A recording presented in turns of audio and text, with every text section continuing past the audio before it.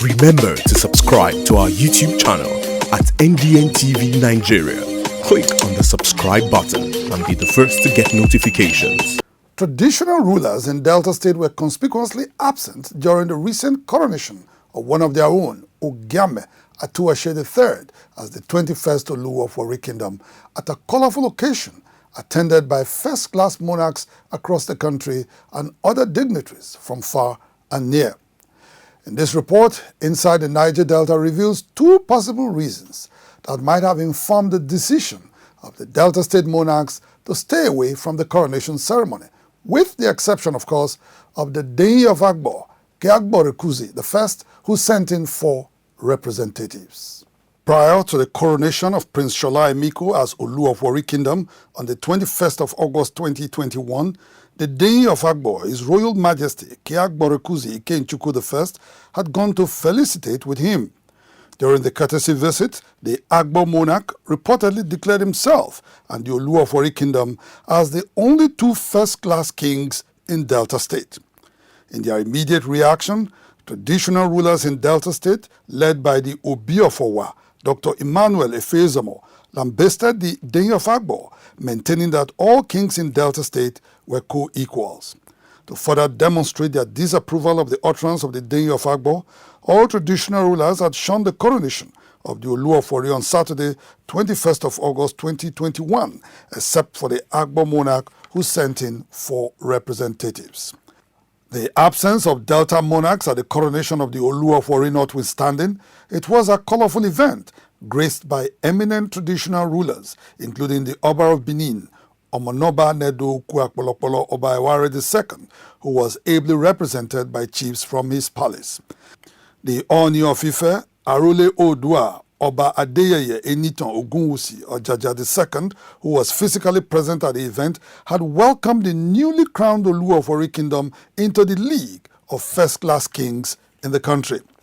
Chairman, River State Council of Traditional Rulers, His Royal Majesty Dr. Dandison Douglas Jaja, Jeki V, Treaty King, Amanayabo and natural ruler of Opopo Kingdom, as well as the Ibenanawei of Ekpetiama Kingdom in Bayelsa State, King Bubaraye Dakolo, also attended the coronation.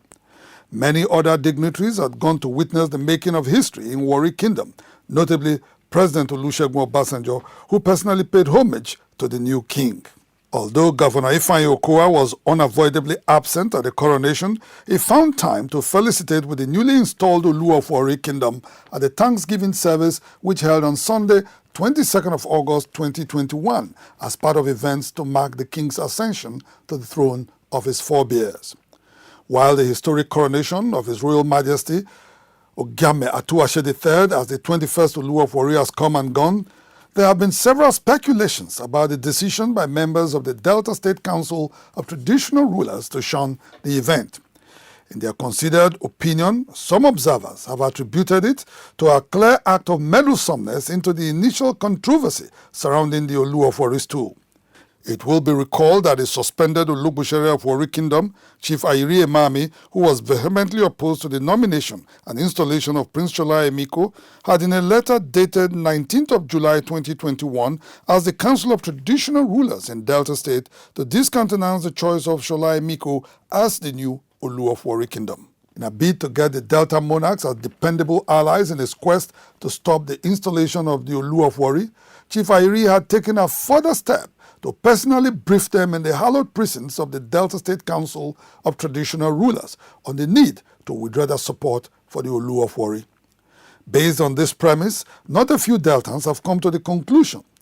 that the traditional rulers were only acting the script of Chief Ayiri Emami by refusing to be part of the coronation of the Olu of Warri Kingdom. Rising in defense of the Deyi of Agbo Kingdom, who is the only traditional ruler in Delta State to have publicly fraternized with the newly installed Olu of Warri Kingdom, his subjects have reaffirmed his position that there are only 2 first-class kings in the state. In a statement signed by one Basil Oko, the people of Agbo Kingdom took a swipe at the Obi of Owa for spearheading the campaign of calumny against their highly revered monarch under the pretext of acting as chairman of the Delta State Council of Traditional Rulers. In the statement, the people of Agbo Kingdom noted that, and I quote, The Council of Traditional Rulers of Delta State does not have an executive council at the moment. No one should therefore purport to speak for a body that is presently headless." Unquote. What is very obvious in the entire scenario is that the conduct of members of the Delta State Council of Traditional Rulers is beginning to fan the embers of inter-ethnic intolerance in Delta State. Needless to say, as traditional rulers, they are not only custodians of the people's customs and tradition, they are also a symbol of peaceful coexistence, stability, and social harmony, and are expected to act as such. To this end, the people of AKUGHA Kingdom, and by extension, all well-meaning citizens of the state, expect the Council of Traditional Rulers to soft pedal on its plans to go after the Denyi of AKUGHA Kingdom, who has sufficiently demonstrated uncommon courage and statesmanship in handling the initial controversy surrounding the Olu of Warri stool. They have come up with this position on the firm conviction that the emergence of His Royal Majesty Ogiame Atuashe III as the 21st Olu of Warri Kingdom is by an act of divine providence and the will of the generality of the Shekiri nation. Inside the Niger Delta,